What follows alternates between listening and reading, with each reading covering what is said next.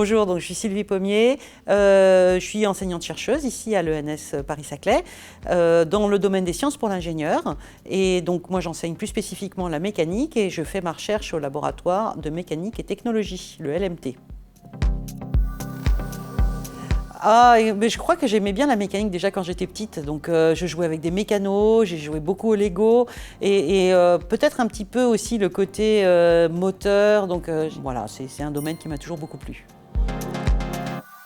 Alors moi je travaille plus précisément sur tous les problèmes de rupture, de fissuration et de rupture, donc pour tout ce qui est système industriel, pour assurer la sécurité. Alors ça va effectivement du transport de passagers, le transport ferroviaire, aéronautique, la production d'énergie ou éventuellement tout ce qui est autour du médicament, de la production des médicaments. Oui, alors après une classe préparatoire que j'ai faite à Paris, j'ai fait une école d'ingénieur, Centrale Lyon, et puis ensuite j'ai préparé un doctorat. Alors c'était une thèse CIFRE avec l'entreprise qui s'appelle actuellement Safran, sur des problèmes de fissuration dans les moteurs d'avion. Alors plutôt recherche, mais bon, les deux ne sont pas dissociables, hein. Je pense qu'il y a des compétences qui sont un peu communes. Et puis je dirais que c'est lié aussi, c'est pas seulement la recherche, c'est aussi un peu le pilotage de la recherche, puisque ici j'ai d'abord dirigé une école doctorale, l'école doctorale de l'ENS. L'école doctorale, c'est là où on prépare les futurs docteurs et on les accompagne dans la préparation de leur doctorat. Et puis j'ai été vice-présidente recherche de l'ENS, qui était l'ENS Cachan à l'époque. Et puis maintenant, je suis vice-présidente adjointe doctorat à l'Université Paris-Saclay. Donc je m'occupe de tous les petits chercheurs de l'université et de les accompagner ou d'organiser leur accompagnement dans la préparation de leur doctorat. Oui, alors j'ai pas besoin d'aller chercher très loin, hein. Donc si je dois en citer une, je dirais que je citerai Sylvie Retailleau, qui est la présidente actuelle de l'Université Paris-Saclay. C'est vrai que c'est quelqu'un qui mène une mission difficile, avec beaucoup d'enthousiasme et avec beaucoup de brio. Alors moi, j'en suis pas totalement convaincue. Je crois qu'il y a encore beaucoup de travail à faire et qu'aujourd'hui, il y a beaucoup d'encouragement à accompagner les femmes pour qu'elles puissent aller dans tous les domaines de leur choix. Mais il y a aussi, je pense, des réticences et des non-dits qui font que c'est pas si simple et que certains domaines restent encore assez difficilement accessibles. Et peut-être aussi que même si au début des carrières ça se passe bien, la progression peut devenir difficile au cours du temps. Oui. Oui, je pense tout à fait.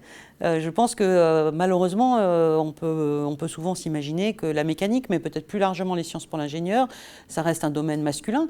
Bon, c'est pas le cas. Il y a beaucoup de femmes actuellement. Il y a à peu près, j'ai pas tous les chiffres, mais en tout cas parmi les doctorants et les doctorantes, il y a à peu près 30% de femmes, et je crois qu'elles y sont très bien.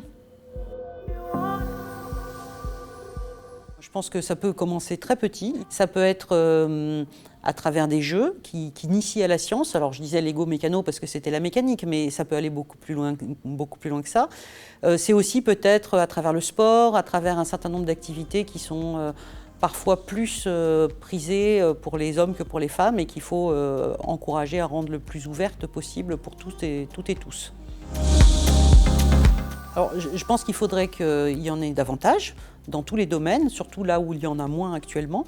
Et puis aujourd'hui, dans les carrières des femmes, il y a des obstacles pour la progression, en particulier pour le début de carrière, puisque pour entrer sur des postes de maître de conférence ou de chercheur, il faut avoir une carrière à l'international. Ça suppose des post-docs dans différents pays. Alors c'est très bien, c'est une vraie opportunité de voir le monde et souvent c'est vraiment des périodes très agréables de la vie.